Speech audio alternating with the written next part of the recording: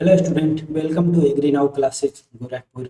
जैसा कि आप लोग जानते हैं कि हमारे YouTube channel agri now classes पे अरुण कत्यायन की सीरीज चलाई जा रही है, जिसमें ऑलरेडी 4 चैप्टर हम लोग कवर कर चुके हैं। चौथा चैप्टर का नाम है इकोलॉजी, जो कि हम उसका कुछ पॉइंट बचा है जो कि हम इस क्लास में क्लियर करेंगे। और इसी तरह से ही पूरे अरुण कत्यायन वॉल्यूम 1 वॉल्यूम 2 का एक एक चैप्टर वाइज, एक एक सब्जेक्ट वाइज और टॉपिक वाइज हम लोग ब्रीफली अध्ययन करेंगे, और जितने भी डाउट होंगे उसको क्लियर किया जाएगा। और ये सब क्यों किया जा रहा है? क्योंकि ये अरुण कत्यायन ही बेस होता है आजकल किसी भी गवर्नमेंट सेक्टर का जॉब एग्रीकल्चर फील्ड में कहते हैं।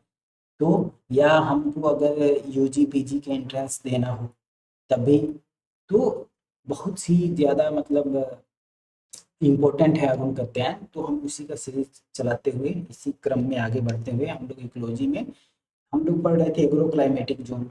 एग्रो क्लाइमेटिक जोन क्या होता है? अब कोई भी एग्रीकल्चर का जो रीजन है, ठीक, कोई भी एग्रीकल्चर का रीजन है वहाँ पे अ, क्या सॉइल है, क्या वहाँ का टेम्परेचर है, वहाँ पे क्लाइमेट कैसा है, ओवरऑल इसका अध्ययन हम करते हैं। इसमें उसी को एग्रो क्लाइमेटिक जोन कहते हैं, जिसमें हम लोग ऑलरेडी भारत में टोटल 15 एग्रो क्लाइमेटिक जोन्स होते हैं, मतलब हैं, जिसका हम एक एक करके अध्ययन कर रहे थे। ऑलरेडी हम लोग 5 एग्रो क्लाइमेटिक जोन पढ़ चुके हैं इसके पहले या प्रीवियस वीडियो में। आज हम पढ़ेंगे छठवा, कि छठवा कौन सा एग्रो क्लाइमेटिक जोन होता है। तो छठवा की बात हम करते हैं तो इसका नाम है, सबसे पहले इसका नाम जानते हैं, ट्रांस गंगेटिक प्लेन। इसका नाम है ट्रांस गंगेटिक प्लेन। अभी गंगा का ही प्लेन का पिछली का इलाका है, जैसे कि अभी गंगा वाला जो प्लेन है या गंगेटिक प्लेन जो है मैक्सिमम यूपी में है, बिहार में है, वेस्ट बंगाल में है। और इसी के विपरीत साइड में जैसे हम बात करते हैं कि जो इसकी ट्रांस है, जैसे कि पंजाब वाला रीजन, हरियाणा वाला रीजन, ठीक, अ, पंजाब का रीजन, हरियाणा का रीजन, शिवालिक रीजन, शिवालिक जो कि शिवालिक श्रेणी आती है, जो हिमालय की सबसे निचली श्रेणी है, ठीक। फिर श्री गंगानगर डिस्ट्रिक्ट ऑफ राजस्थान है। फिर दिल्ली का semi dry area of Thar, मतलब रेगिस्तान, राजस्थान का थार वाला एरिया, रेगिस्तान वाला एरिया, ठीक। तो ये सारे जो एरिया आते हैं वो ट्रांसगेटिक प्लेन में आते हैं। और इसमें क्या है कि नेट सोन एरिया और इरिगेटिक एरिया काफ़ी ज़्यादा होता है यहाँ पे। जो मैक्सिमम नेट सोन एरिया और इरिगेटेड एरिया ज़्यादा है। तो ये ऐसे जोन है या ऐसे क्लाइमेटिक जोन है जहाँ पे मतलब सबसे ज़्यादा कहें तो सबसे ज़्यादा नेट सोन एरिया है, मतलब सबसे ज़्यादा वहाँ बुवाई की जाती है, और इरिगेटेड एरिया भी सबसे ज़्यादा उधर ही है। और बात करते हैं तो इस ही जोन में सबसे ज़्यादा क्रॉपिंग इंटेंसिटी हाईएस्ट है, इसकी क्रॉपिंग इंटेंसिटी भी हाईएस्ट है। जैसे हम बात किए अभी इसके पिछले क्लास में जब हम बात कर रहे थे, तो हम देखें कि पूरे इंडिया का कितना है और उत्तर प्रदेश का कितना है। तो पूरे इंडिया की क्रॉपिंग इंटेंसिटी देखे थे हम तो 155% है। और जब हम बात करते हैं यूपी की तो 175% है। तो इससे भी ज़्यादा होती है जो ट्रांसगैंगेटिक प्लेन है यहाँ पे, क्योंकि यहाँ पे मैक्सिमम इरिगेटेड एरिया है और नेट सोन एरिया भी ज़्यादा है। नेट सोन एरिया ज़्यादा रहेगा तो क्रॉपिंग इंटेंसिटी ऐसे ही हाई हो जाएगी। लो पॉवर्टी है, मतलब गरीबी इधर इस वाले रीजन में कम है। Maximum use of ground water resources का मैक्सिमम यूज होता है इस रीजन में। ग्राउंड वाटर रिसोर्स का बहुत ज़्यादा यूज किया जाता है यहाँ पे। कैनल से भी सिंचाई की जाती है, ट्यूबवेल से भी बहुत ज़्यादा सिंचाई की जाती है। तो इसलिए ग्राउंड वाटर का भी अच्छा खासा यूज होता है यहाँ पे, सबसे ज़्यादा इधर ही होता है। अब ऐसे रीजन में अगर हम डेवलपमेंट की बात करते हैं, कृषि को देखते हुए ध्यान में, कि ऐसे रीजन में डेवलपमेंट कैसे कर सकते हैं, तो उसकी कुछ पॉइंट्स हैं। जैसे कि फर्स्ट पॉइंट है गुड वाटर मैनेजमेंट, कि हम वाटर मैनेजमेंट अच्छा करके हम ऐसे रीजनों का डेवलपमेंट अच्छे से कर सकते हैं। और मैनेजमेंट एंड एक्यूमुलेशन ऑफ ऊसर सॉइल, क्योंकि इस रीजन में अ, ऊसर सॉइल ज़्यादा होते हैं, ठीक। तो इसके लिए हम मैनेजमेंट कर सकते हैं, इसके सुधार के लिए काम कर सकते हैं। तो डेवलपमेंट होगा ऑलरेडी इसका। और proper use of ground water, जो ग्राउंड वाटर का यूज यहाँ मैक्सिमम है तो उसको हम प्रॉपर तरीके से करें। और डाइवर्सिफिकेशन ऑफ क्रॉप, मतलब अलग अलग तरह की क्रॉप उगाने के प्रयास किया जाए। डाइवर्सिफाइड होना पड़ेगा, मतलब क्रॉप के मैटर में कि क्रॉप ज़्यादा से ज़्यादा हम अलग अलग डाइवर्स होकर एकदम खेती करें। फिर इसमें क्या है कि इधर जो ये रीजन है, इधर दलहनी फसल कम यूज किया जाता है, मैक्सिमम ग्रेन ही यूज होता है, मतलब सीरियल्स का, वो भी कोर्स ग्रेन ज़्यादा यूज करते हैं यहाँ पे, मतलब उगाते हैं। तो हम यहाँ पे लेगुमिनस क्रॉप को भी क्रॉपिंग सिस्टम में इंट्रोडक्शन कर सकते हैं, मतलब इंट्रोड्यूस कर सकते हैं कि इधर क्रॉपिंग सिस्टम थोड़ा बेहतर हो सके उसमें, मतलब दलहनी फसल का हम यूज कर सकते हैं, और सॉइल भी, जिससे सॉइल की भी सुधार हो जाएगी। और अगला पॉइंट है कि proper livestock and pasture management, कि पशुपालन का प्रॉपर व्यवस्था से, मतलब पशुपालन के लिए प्रॉपर उचित रूप से व्यवस्था किया जाए, और पॉस्चर मैनेजमेंट किया जाए। पॉस्चर मतलब होता है चारागाह, मतलब कि जब पशु हम पालेंगे तो चारागाह की जरूरत पड़ेगी, तो उसका भी हम ध्यान में रखते हुए कि चारागाह का भी मैनेजमेंट करें। और वेजिटेबल्स और फ्रूट मैक्सिमम उगाए हैं, पॉस्चर बनाए हैं, इसकी एरिया बढ़ाएं तो इस एरिया का डेवलपमेंट अच्छे से होगा। फिर हम बात करते हैं अगले एग्रो क्लाइमेटिक जोन का, जो सातवां है। सातवां एग्रो क्लाइमेटिक जोन है ईस्टर्न प्लेट्यू एंड हिल्स। इसमें हम बात करते हैं कि ईस्टर्न प्लेट्यू जो पूर्वी पठारी इलाका है और हिल्स है, उसकी हम बात करते हैं। तो इसमें कौन कौन से रीजन आएंगे हम वो देखते हैं। ठीक, तो बाणगंगा वाला रीजन, वैनगंगा बोलते हैं जिसको, easterly hills area of MP, जो कि ईस्टर्न का ही पूर्वी पहाड़ी एरिया है जो मध्य प्रदेश का, वो रीजन आएगा इसमें। ईस्टर्न प्लेट्यू है। अब आइलैंड उड़ीसा आएगा, मतलब उड़ीसा के कुछ आइलैंड हैं जो कि ईस्टर्न प्लेट्यू हिल्स वाले एग्रो क्लाइमेटिक जोन में आएंगे। छोटा नागपुर है, छोटा नागपुर जो कि झारखंड में पड़ता है, ये वाला रीजन भी आएगा। वो हिली और प्लेटी रीजन्स है। ठीक, और जो हिली रीजन्स और प्लेटी रीजन्स है वेस्ट बंगाल का और छत्तीसगढ़ का, वो भी ईस्टर्न प्लेटी और हिल्स के अंतर्गत, और मतलब इस एग्रो क्लाइमेटिक जोन के अंतर्गत आता है। फिर हम बात करेंगे फिर हम बात करेंगे यहाँ के एनुअल रेनफॉल कितना होता है। इस रीजन में एनुअल रेनफॉल 1271 से 1436 mm, मतलब कि हम अगर सेंटीमीटर में देखते हैं तो 127 सेंटीमीटर से 143 सेंटीमीटर लगभग इतना होता है, जो कि गुड अमाउंट ऑफ रेनफॉल है। जो इसी कारण यहाँ के जो रीजन है या एग्रो क्लाइमेटिक जो जोन है, वहाँ पे सब ह्यूमिड और मॉइस्ट सब ह्यूमिड एरिया आती है, मतलब ड्राई सब ह्यूमिड और मॉइस्चर लिए हुए सब ह्यूमिड रीजन होता है यहाँ का। जिसके कारण यहाँ पे मेन मेन क्रॉप हम क्या क्या उगा सकते हैं, जैसे कि राइस उगा सकते हैं, वीट उगा सकते हैं, मेज उगा सकते हैं, रागी उगा सकते हैं। ठीक, और यहाँ लैंड होल्डिंग ज़्यादा नहीं है, मतलब लैंड होल्डिंग साइज छोटी है। इसके लिए यहाँ पे सबसे ज़्यादा स्मॉल फार्मर और मार्जिनल फार्मर ही एग्रीकल्चर खेती करते हैं। जैसे कि जिसमें दिया हुआ है पे हम कि लगभग 67% स्मॉल फार्मर और 25% एग्रीकल्चर मार्जिनल फार्मर ही एग्रीकल्चर करते हैं। इस जोन की जो सॉइल है काफ़ी सैलो और अंडुलेटिंग है। सैलो और अंडुलेटिंग मतलब उबड़ खाबड़ है, उथली पुथली जमीन है, मतलब एक जैसे मैदानी इलाकों में एकदम समतल भूमि होती है वैसी नहीं मिलेगी। तो यहाँ पे अगर इसके डेवलपमेंट के लिए हम वहाँ पे क्या उगा सकते हैं, तो जैसे कि हार्टिकल्चर्स के बागवानी हम वहाँ पे ज़्यादा से ज़्यादा अगर हमको प्रोडक्शन चाहिए तो हम हार्टिकल्चर का बागवानी उगा सकते हैं। और वहाँ पे इरिगेशन का भी सुविधा बहुत इजी नहीं है, जैसे कि अपने प्लेन वाले रीजन में है। जैसे कि जो गंगेटिक प्लेन में है या ट्रांस गंगेटिक प्लेन में है, तो वहाँ पे टैंक नहीं तो ट्यूबवेल ही सिंचाई के मुख्य साधन है।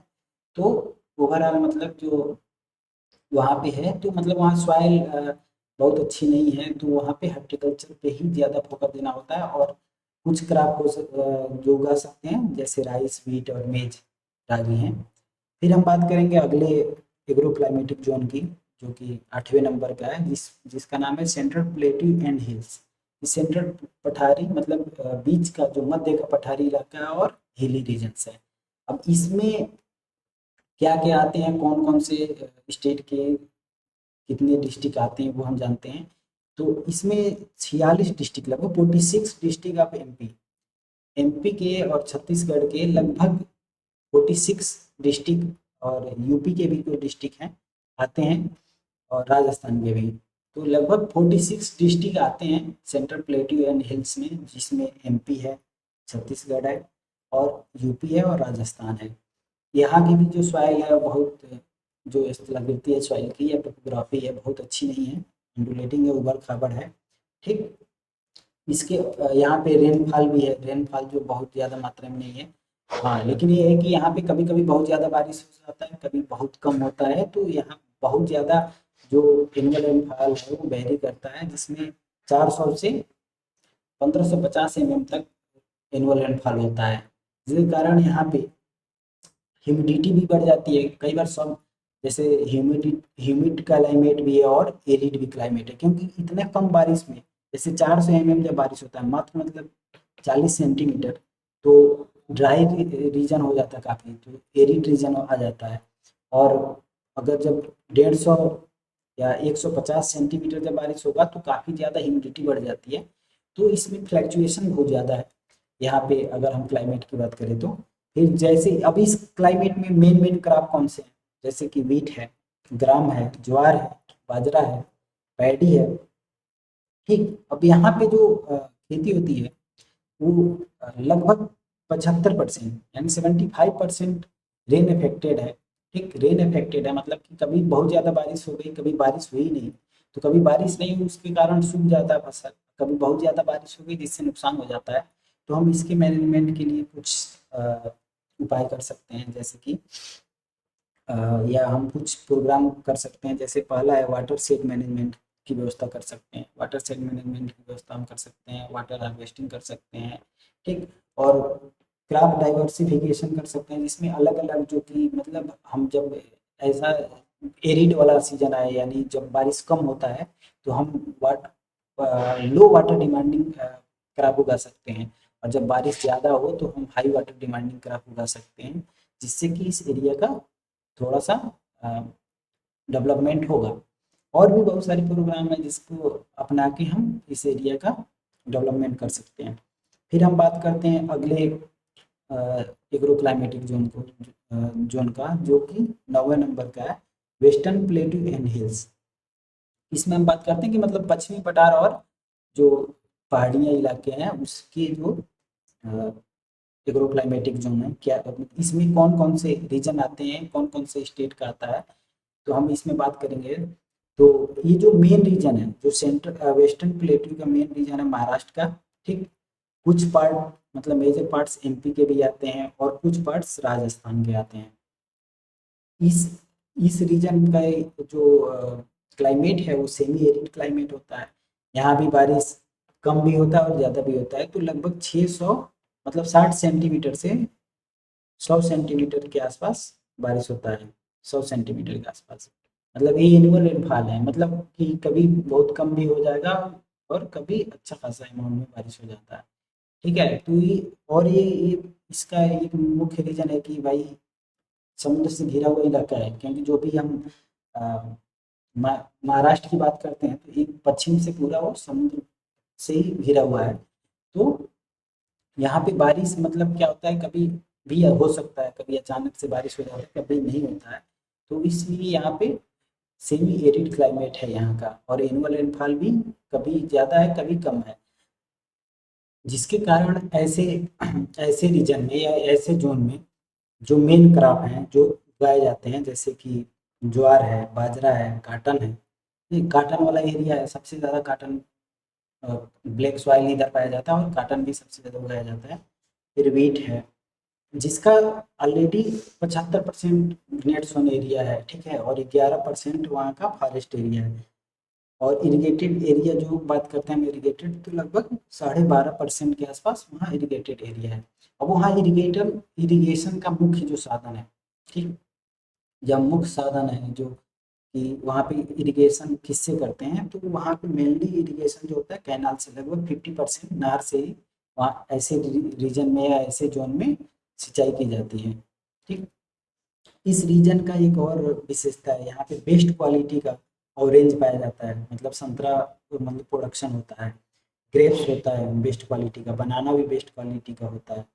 और ऐसे रीजन का अगर हम डेवलपमेंट की बात करते हैं तो थोड़ी बहुत डेवलपमेंट की जरूरत पड़ती है अगर, तो जैसे कि मैनेजमेंट ऑफ माइनर इरिगेशन, अगर हम इरिगेशन को थोड़ा सा माइनर इरिगेशन का यूज करते हैं, जैसे कि जो आजकल मॉडर्न टेक्निक है जैसे कि ड्रिप इरिगेशन, स्प्रिंकलर इरिगेशन, तो हम वाटर की बचत कर सकते हैं, क्योंकि कनाल से फ्लडिंग एरिया फ्लडिंग मेथड से हमको सिंचाई करना पड़ता है, जिससे वाटर ज़्यादा से ज़्यादा यूज होता है। तो अगर इसको हम कम करना चाहते हैं तो माइनर इरिगेशन टेक्निक का प्रयोग कर सकते हैं, या जो मॉडर्न टेक्निक है इरिगेशन का उसका प्रयोग कर सकते हैं। इस रीजन में हम improvement of condition of cattle and before, हम गाय और भैंस को पालने के लिए, लाइव स्टॉक प्रोडक्शन के लिए भी हम इसमें इम्प्रूव कर सकते हैं कंडीशन में। और ऐसे जोन में जैसे कास्टली क्रॉप भी हम उगा सकते हैं, जैसे कि जैसे काटन हम लोग ऑलरेडी उगाते हैं, सोयाबीन भी उगा सकते हैं, तो ऐसे ऐसे कास्टली जो कि मतलब ज़्यादा पैसे में बिके, या गन्ना भी उगा सकते हैं जो कि कैश क्रॉप होते हैं, तो ज़्यादा से ज़्यादा इनकम जनरेट हो पाएगा। फिर हम बात करेंगे 10वां जो एग्रो क्लाइमेटिक जोन है, ठीक उसकी हम बात करते हैं। उसका नाम है, 10वें का नाम है साउथर्न प्लेटू एंड हिल्स, कि जो दक्षिणी पठारी इलाका और जो चोटी वाली इलाका है, जो पहाड़ी इलाके है, इसमें अब कौन कौन से स्टेट आते हैं उसके बारे में जानेंगे। तो लगभग 35 मतलब 35 डिस्ट्रिक्ट आते हैं साउथर्न प्लेटू एंड हिल्स में, जिसमें कि आंध्र प्रदेश का डिस्ट्रिक्ट है, कर्नाटक का डिस्ट्रिक्ट है और तमिलनाडु का डिस्ट्रिक्ट है, ठीक, तमिलनाडु का डिस्ट्रिक्ट है। ये जो रीजन है वो लगभग सेमी एरिड ही जोन है, जो इस रीजन का है लगभग सेमी एरिड जोन है। लगभग यहाँ पे जो फार्मिंग होती है लगभग 81% ड्राई लैंड फार्मिंग होती है, मतलब कि ड्राई लैंड फार्मिंग यहाँ पे टोटली लगभग बारिश के बारिश के ऊपर ही डिपेंड करता है, यानी रेनफॉल के ऊपर ही डिपेंड करता है यहाँ की खेती। और इधर की क्रॉपिंग इंटेंसिटी जो कि बहुत कम है, 111% होती है क्रॉपिंग इंटेंसिटी, जो कि इंडिया के कंपेरिजन में या ओवरऑल इंडिया के कंपेरिजन में लगभग 40% या 45% कम है। जहाँ यहाँ पे एनुअल रेनफॉल भी कम होता है, जैसे कि लगभग 67 सेंटीमीटर से 100 सेंटीमीटर तक ये होता है। तो यहाँ पे सेमी एरिड जोन होता है, मतलब कि बारिश कम होती है तो जाहिर सी बात है जब एरिड जोन हो जाएगा।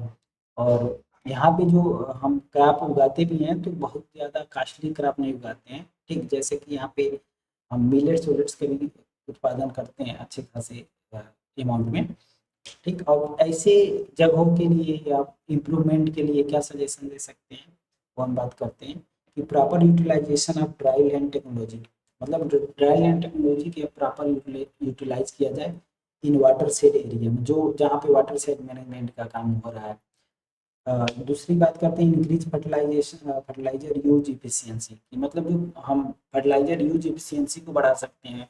और इरिगेशन के माइनर, या वही अभी बताया कि माइनर या जो मॉडर्न प्रोग्राम है वो कर सकते हैं, जैसे कि जिसमें ड्रिप इरिगेशन की सुविधा अच्छे से कर सकते हैं, स्प्रिंकलर का कर सकते हैं। तो ऐसे करके इस एरिया का हम डेवलपमेंट अच्छे से कर सकते हैं। नेक्स्ट है, नेक्स्ट जो एग्रो क्लाइमेटिक जोन है वो ईस्ट कोस्ट प्लेन है, जो कि हम ग्रामीण की बात करते हैं, जो ईस्ट कोस्ट प्लेन है। अब इसमें कौन, मतलब पूर्वी जो कोस्टल प्लेन है, मतलब जो समुद्र की इलाके के साइड का प्लेन एरिया है पूर्व साइड में, उसकी हम बात करते हैं। तो इस रीजन में कौन कौन से स्टेट आते हैं उसकी हम बात करते हैं। अब ईस्ट कोस्ट ऑफ तमिलनाडु, जो तमिलनाडु का पूर्वी समुद्री इलाका का प्लेन है वो आएगा, आंध्र प्रदेश आएगा और उड़ीसा आएगा। तो उड़ीसा का और आंध्र प्रदेश का ये सब जो कोस्टल रीजन है पूर्व साइड में, ये पूरे रीजन आएंगे। हम बात करेंगे कि यहाँ का सॉइल सॉइल कैसे होता है, तो सॉइल मेनली एलुवियल होगा, क्योंकि नदियाँ आके समुद्र मिलती है, एलुवियल लाती हैं अपने साथ, तो सेडिमेंट लाती है जिससे एलुवियल बनता है, तो अच्छा सॉइल बनता है और कोस्टल सैंड होगा इसमें। तो समुद्र के इलाके का जो है कोस्टल रीजन है, तो वहाँ का सैंड भी पाया जाएगा इसमें। अभी इस जगहों पे इरिगेशन जो किया जाता है वो मैक्सिमम कैनाल और टैंक के द्वारा किया जाता है।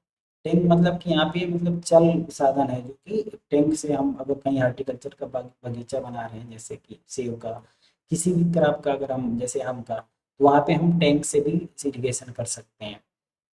अब ऐसे रीजन में, अब जैसे ऐसे रीजन में बारिश कभी कभी बहुत कम होती है और कभी बहुत ज़्यादा होती है। तो ऐसे रीजन में लगभग 70 सेंटीमीटर से 130 सेंटीमीटर तक बारिश होती है। तो कभी कभी तो बहुत बारिश कम होगी, ठीक, तो उस समय में या उस समय में लगभग सेमी एरिड कंडीशन हो जाता है उधर का। और जब बारिश बहुत ज़्यादा होती है तो सब ह्यूमिड कम क्लाइमेट हो जाता है। तो यहाँ पे अब जैसे कौन कौन से क्रॉप उगा सकते हैं हम लोग जानते हैं। तो राइस उगा सकते हैं ऐसे कंडीशन में, ग्राउंडनट उगा सकते हैं, रागी उगा सकते हैं, ज्वार उगा सकते हैं, बाजरा उगा सकते हैं, ठीक। और जो ये बात हम करते हैं कि ग्राउंडनट, रागी, ज्वार और बाजरा, तो लगभग इसके 20.3%, ठीक, 20.3% टोटल। अब हम बात करेंगे राइस की। राइस की अगर हम बात करते हैं तो जो 20% लगभग टोटल राइस प्रोडक्शन होता है ना, जो पूरे इंडिया में, वो उसका इसी रीजन से, मतलब ईस्ट कोस्ट प्लेन वाले ही क्लाइमेटिक जोन से लगभग इतना प्रोडक्शन होता है। 20% राइस का प्रोडक्शन होता है पूरे भारत के। अगर हम कंटेक्स में देखें कि भारत में अगर 100% राइस का प्रोडक्शन है, ठीक, तो इसमें से 20% सिर्फ इस क्लाइमेटिक जोन से आता है, मतलब east coast plain climatic zone से 20% इसी जोन से आता है। फिर हम बात करेंगे कि इस जोन में और क्या होता है, जैसे कि अभी लगभग 17.5%, ठीक, 17.5% ग्राउंड नट, ठीक, ग्राउंड नट 70.5% ग्राउंड नट इसी रीजन में, पूरे भारत का लगभग 17.5% इसी रीजन में ग्राउंड नट भी उत्पादन होता है, ठीक। अब फिर हम बात करेंगे कि मतलब ऐसे अगर यहाँ का डेवलपमेंट करने के लिए तो क्या क्या कर सकते हैं। ऐसे रीजन में हम फिशरीज का डेवलपमेंट कर सकते हैं, कि मतलब मछली पालन की सुविधा कर सकते हैं, क्योंकि यहाँ पे कई बार वाटर लॉगिंग कंडीशन हो जाता है, पानी अच्छी मात्रा में मिल जाता है, तो हम वहाँ फिशरीज कर सकते हैं। और लगभग 75% एरिया रेनफेड है, जिसके कारण पे यहाँ पे शिफ्टिंग कल्टीवेशन भी अलाउ कर सकते हैं। तो और अलाउ कर सकते हैं और लोग अपनाते भी हैं, जो ट्राइबल कम्युनिटी हैं, जो कि वहाँ पे ईस्ट कोस्ट प्लेन वाले इलाके में, तो वहाँ के 75% लगभग बारिश पे ही आधारित है, तो शिफ्टिंग कल्टीवेशन भी होता है। और इंटीग्रेटेड हॉर्टिकल्चर और एग्रीकल्चर प्रोग्राम भी हम वहाँ पे अपना सकते हैं, और ट्राइबल कम्युनिटियों द्वारा अपनाया जा सकता है, अगर गवर्नमेंट चाहे तो यहाँ का डेवलपमेंट हो सकता है। फिर हम बात करेंगे अगले एग्रो क्लाइमेटिक जोन पे, जो कि वेस्ट कोस्ट प्लेन है एंड घाट्स, जिसको वेस्टर्न घाट भी बोलते हैं और वेस्ट कोस्ट प्लेन भी बोलते हैं। तो ये जो रीजन है वो लगभग समुद्री इलाका है, जो पश्चिमी तटों की बात करते हैं। तो पश्चिमी तटों में जिसमें तमिलनाडु आ जाएगा, केरला आ जाएगा, केरला का पश्चिमी तट, कर्नाटक आ जाएगा, महाराष्ट्र आ जाएगा और गोवा आ जाएगा। जो कि ये जो मेनली यहाँ का जो क्लाइमेटिक जोन है, उस यहाँ पे सबसे ज़्यादा स्पाइसी कल्टीवेशन करते हैं, मसालों की खेती किया जाता है, और प्लांटेशन क्रॉप की, इसके साथ प्लांटेशन क्रॉप की खेती सबसे ज़्यादा किया जाता है इस रीजन में। जैसे प्लांटेशन क्रॉप में आप समझ सकते हैं, जैसे कोकोनट की खेती कर लिए हम, ठीक, कोकोनट की खेती कर सकते हैं, और भी बहुत सारे हैं, जैसे पाम वाम का भी खेती किया जाता है। और जब टी का भी खेती किया जाता है, अच्छे अमाउंट में टी का भी खेती होती है, कॉफ़ी की भी खेती होती है, और स्पाइसेस में लगभग हर तरह का स्पाइसेस, मसाले वाली खेती इस रीजन में किया जाता है। यहाँ का एनुअल रेनफॉल काफ़ी ज़्यादा होता है। अब यहाँ पे लगभग 220 सेंटीमीटर मिनिमम एनुअल रेनफॉल है, और 360 तक मैक्सिमम होता है, 360 सेंटीमीटर तक मैक्सिमम रेनफॉल होता है। तो यहाँ पे जो कंडीशन होता है सब ह्यूमिड से ह्यूमिड होता है, क्योंकि ह्यूमिडिटी बहुत ज़्यादा होती है, क्योंकि यहाँ पे बारिश बहुत ज़्यादा होता है। और यहाँ के जो मेन क्रॉप हैं वो राइस है, रागी है, ग्राउंड नट है, टोपियोका है, मतलब ये सारे क्रॉप मैक्सिमम उगाते हैं। और इसके साथ प्लांटेशन क्रॉप और स्पाइसेस, तो मतलब सबसे ज़्यादा स्पाइसेस इसी रीजन में उगाते हैं। तो अब इसके डेवलपमेंट के लिए हम क्या सजेस्ट कर सकते हैं, तो वाटर हार्वेस्टिंग कर सकते हैं, storage of rain water. Rain water को हम मतलब बारिश के पानी को हम इकट्ठा कर सकते हैं, जिससे कि हम जब एडवर्स कंडीशन आए, जब पानी की कमी हो, तो उस समय यूज कर सकते हैं, या उसको और कई तरीक़ों से यूज किया जा सकता है। Proper use of ground water, तो ग्राउंड वाटर का यूज हो प्रॉपर रूप से कर सकते हैं यहाँ पे, तो उसका डेवलपमेंट होगा। Increase in area under fruit and vegetables, क्योंकि यहाँ पे मसाला और प्लांटेशन का ज़्यादा उगाया जाता है, तो हम फ्रूट और वेजिटेबल्स भी उगाने के लिए उसका एरिया हम बढ़ा सकते हैं, यहाँ पे फिशरी मैनेजमेंट कर सकते हैं, जिससे इधर इस एरिया का काफ़ी अच्छा डेवलपमेंट हो जाएगा। फिर हम बात करते हैं 13वें नंबर का एग्रो क्लाइमेटिक जोन, जैसे गुजरात प्लेन एंड हिल्स, जो कि गुजरात के मैक्सिमम डिस्ट्रिक्ट को कवर करता है। तो अब 19 डिस्ट्रिक्ट ऑफ गुजरात, मतलब कि जो 19 ज़िले हैं गुजरात के, वो इस रीजन के अंतर्गत आते हैं, जहाँ पे जो रेनफॉल है काफ़ी कम होता है, लगभग 30 सेंटीमीटर से और 180 सेंटीमीटर तक होता है। क्योंकि जो 30 सेंटीमीटर बहुत कम अमाउंट हो गया, तो कभी कभी बहुत कम हो गया और कभी ज़्यादा भी हो जाता है। तो जैसे क्योंकि हिली रीजन्स है, तो हिली में कभी भी बारिश हो सकता है, बहुत समय तक बारिश नहीं होता है, ठीक। तो यहाँ पे जो एग्रीकल्चर के पॉइंट ऑफ व्यू से देखते हैं, तो बहुत अच्छा रीजन नहीं होता है। अब यहाँ पे जो लगभग 32.5% जो इरिगेटेड लैंड है, ठीक, वो ट्यूबवेल से सिंचाई किया जाता है और वेल से, मतलब वेल्स और ट्यूबवेल से ही सिंचाई करते हैं। अब यहाँ का मेन मेन क्रॉप कौन उगा सकते हैं, जैसे कि मेज है, व्हीट है, राइस है, ग्राउंड नट है, टोबैको है, कॉटन है, ज्वार है, बाजरा है। जैसे कि अब आप सुने होंगे कि गुजरात में सबसे ज़्यादा ग्राउंड नट उगाया जाता है, तो ग्राउंड नट का खेती हम गुजरात में सबसे ज़्यादा करते हैं, टोबैको का करते हैं, क्योंकि वाटर डिमांडिंग कम है, ये बारिश का कम भी होता है तो हो जाता है, बारिश हुआ भी तो ठीक है। तो हम ऐसे रीजन में ग्राउंड नट और कॉटन, टोबैको, ज्वार, बाजरा, ये सब का ज़्यादा खेती करते हैं।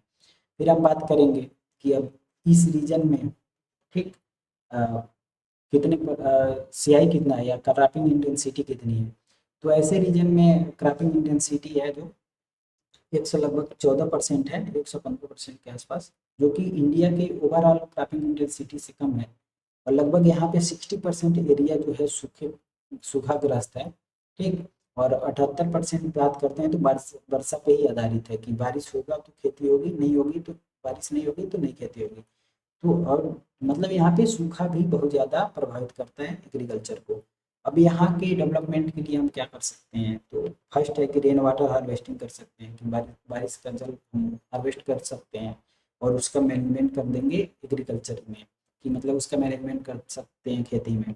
फिर dry land farming and management of canal, dry land farming कर सकते हैं, क्योंकि ड्राई लैंड फार्मिंग का मेन मोटो यही होता है कि वर्षा पे आधारित खेती करना। तो जो अगर उस टाइप का, कि अगर बारिश कम है तो ऑन शॉर्ट ड्यूरेशन का क्रॉप उगा सकते हैं, जिससे जल्दी से प्रोडक्शन हो जाएगा और पानी का भी कम समय लगेगा, पानी का भी मात्रा कम यूज होगा, और ग्राउंड वाटर का भी हम अच्छे से, और नहर का और ग्राउंड वाटर का हम अच्छे से यूज करके इस एरिया का डेवलपमेंट कर सकते हैं। फिर हम बात करते हैं कि development of agro forestry arid horticulture, अगर हम एरिड हार्टिकल्चर पे बढ़ावा दें और एग्रो फॉरेस्ट्री को बढ़ावा दें, तो इस रीजन में हम अच्छा खासा डेवलपमेंट कर सकते हैं। फिर हम बात करेंगे 14वां एग्रो क्लाइमेटिक जोन, जो कि वेस्टर्न ड्राई रीजन बोलते हैं जिसको।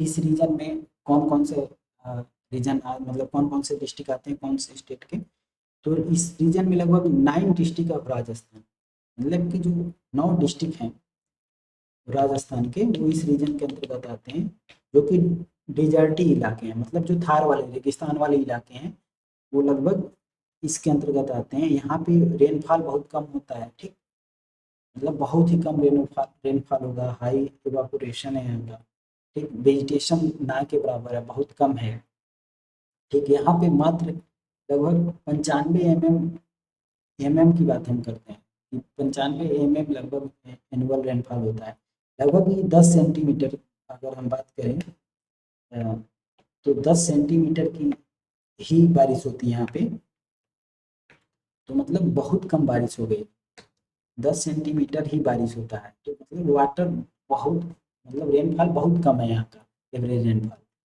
तो फिर हम बात करते हैं अब यहाँ पे क्या क्या है, जैसे कि 1.2% फॉरेस्ट एरिया है, 4.5% पॉस्चर एरिया है, 6.3% ही इरिगेटेड एरिया है। तो इरिगेटेड एरिया इतना कम है, बाकी पॉस्चर है, मतलब कि चारागाह वाला इलाका है, जंगल इलाका है। तो क्रॉपिंग इंटेंसिटी, जाहिर सी बात है, जब इरिगेटेड एरिया कम है तो खेती करने वाला नेट एरिया कम होगा, तो क्रॉपिंग इंटेंसिटी कम होगी। तो लगभग 100% क्रॉपिंग एरिया है। और ऐसे रीजन में जो मेन मेन क्रॉप हैं, जैसे कि बाजरा है, ज्वार है, ग्राम है, वीट है, रेपसीड है, सरसों है, तो मतलब ये सारी क्रॉपें उगाई जाती हैं। और जिसमें जो मतलब कम से कम वाटर डिमांडिंग क्रॉप होते हैं उसी को उगाते हैं, मिलेट्स उगाते हैं यहाँ पे मैक्सिमम। फिर हम इस एरिया के डेवलपमेंट के लिए गवर्नमेंट ने काम भी किया है, जैसे कि इंदिरा गांधी सिंचाई नहर का व्यवस्था कराया है, वहाँ पे डेवलपमेंट कराया है। फिर बाकी ड्रॉट डेवलपमेंट प्रोग्राम भी किया जाता है बहुत सारा, कि इस रीजन में सूखाग्रस्त से कैसे निजात पाया जाए। फिर हम आगे बात करते हैं 15वें, जो कि लास्ट एग्रो क्लाइमेटिक जोन है, जो आइलैंड रीजन्स हैं। इसमें क्या आता है कि जो भी आइलैंड है भारत में, जैसे अंडमान निकोबार, जो यूटी यूटी है, यूनियन टेरेटरी है, वहाँ पे अंडमान निकोबार में जो आइलैंड है उसका, और लक्षद्वीप में जो आइलैंड है वहाँ पे क्या कंडीशन है, क्लाइमेट कंडीशन क्या है। अब यहाँ का जो एनुअल रेनफॉल है, क्योंकि ये समुद्र के बीच में है और यहाँ पे बारिश बहुत ज़्यादा होती है, तो यहाँ पे लगभग 300 सेंटीमीटर बारिश होती है एनुअल, मतलब लगभग बहुत ज़्यादा बारिश है यहाँ पे। ठीक, यहाँ के एक तो समुद्र के बीचों में है, तो ह्यूमिडिटी बनी रहेगी, बहुत ज़्यादा ह्यूमिड है यहाँ पे। और जब हम बात करते हैं कि मतलब यहाँ पे बारिश लगातार होती रहती है, तो लगभग अब यहाँ बारिश 8 से 10 महीने बारिश ही हमेशा रहता है, मतलब बारिश ही रहेगा।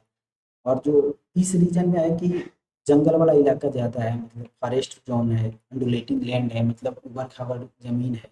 और ऐसे जगहों पे बस कोकोनट कल्टीवेशन ही, लगभग 50% एरिया में कोकोनट कल्टीवेशन ही किया जाता है, मतलब प्लांटेशन क्रॉप कोकोनट वाटर में यूज करते हैं या उसका तेल में यूज करते हैं। तो कोकोनट का सबसे ज़्यादा क्लाइमेट यहाँ पे मतलब सूटेबल है कोकोनट के लिए। फिर बात करें, ह्यूमिड तो होगा ही क्योंकि बारिश होती है इतनी ज़्यादा। और यहाँ पे और भी क्रॉप उगा सकते हैं, जैसे राइस उगा सकते हैं और बाकी कोकोनट है। अब ऐसे एरिया में डेवलपमेंट के लिए हम क्या कर सकते हैं, तो इस ऐसे रीजन में हम डेवलपमेंट पे क्रॉप इरिगेशन, मतलब क्या बोलते हैं, क्रॉप इम्प्रूवमेंट कर सकते हैं, मतलब कि अलग अलग क्रॉप उगा सकते हैं, यहाँ पे उगाने की कोशिश कर सकते हैं, जो कि मतलब जो ह्यूमन वाटर लविंग क्रॉप है उसको उगा सकते हैं। फिर वाटर मैनेजमेंट कर सकते हैं, वाटर, क्योंकि पानी की मात्रा बहुत ज़्यादा है, बारिश बहुत ज़्यादा, ऐसे रीजन में बारिश बहुत ज़्यादा होती है, तो हम वाटर हार्वेस्टिंग कर सकते हैं, वाटर मैनेजमेंट कर सकते हैं, और साथ में फिशरीज कर सकते हैं, क्योंकि पानी की मात्रा बहुत ज़्यादा है। पानी बारिश का इकट्ठा करके हम वहाँ मछली पालन भी कर सकते हैं। अब हम ओवरव्यू इसका देखते हैं, जैसे कि जो मैक्सिमम ड्राई एरिया है ना, पूरे एग्रो क्लाइमेटिक पूरे भारत की बात करेंगे तो वेस्टर्न ड्राई लैंड रीजन है, जो कि पश्चिमी सूखा वाला इलाका, जैसे राजस्थान को पकड़ते हैं, राजस्थान का रेगिस्तानी भाग और कच्छ का, गुजरात वाला कच्छ का भाग, तो ये सबसे ज़्यादा ड्राई होता है, मतलब बहुत ज़्यादा सूखा है, इधर बहुत कम बारिश होती है। फिर हम बात करते हैं, Gujarat plains and hills are called oil seed region. एक इसमें और पॉइंट है कि जो गुजरात का प्लेन एंड हिल्स रीजन अब हम पढ़े हैं, वो सरसों के लिए यानी ऑयल सीड के लिए मैक्सिमम, जो सरसों के लिए बहुत बेस्ट है राजस्थान, वहाँ सबसे ज़्यादा प्रोडक्शन होता है। तो इसी तरह से ऑयल सीड के प्रोडक्शन में सबसे बेस्ट है अ, गुजरात प्लेन एंड हिल्स। फिर प्लांटेशन क्रॉप और स्पाइसेस की बात करें हैं, तो हम वेस्टर्न कोस्ट और घाट का देखेंगे, क्योंकि जो केरल और तमिलनाडु, गोवा और मुंबई का जो वेस्टर्न घाट है, इस साइड में सबसे ज़्यादा प्लांटेशन क्रॉप और स्पाइसेस होते हैं। और आइलैंड वाले रीजन में सबसे ज़्यादा हम कोकोनट का ही प्रोडक्शन करते हैं और कोकोनट ही उगाते हैं। आज का क्लास यहीं ख़त्म करते हैं, और ये रहा पूरा क्लाइमेटिक जोन। फिर हम अब अगले क्लास में मिलेंगे अगले चैप्टर को लेके। यहाँ तक ठीक है, फिर अ, आगे हम अगला चैप्टर लेके उपस्थित होंगे।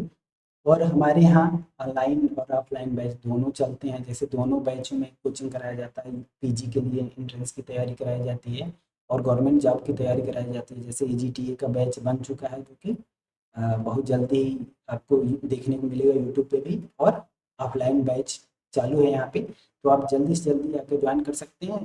हमारा जो ये जो सेंटर है, जो कोचिंग का सेंटर है, वो गोरखपुर में है। और ऑनलाइन आप वेबसाइट से देख सकते हैं बिना क्लासेस, और व्हाट्सएप पे भी कांटेक्ट कर सकते हैं। बाकी टेलीग्राम का भी लिंक है हमारा, मतलब चैनल है यहाँ पे, उस पर भी विजिट करके देख सकते हैं। तो आज के लिए बस इतना ही। Thank you so much. मिलते हैं नेक्स्ट वीडियो में।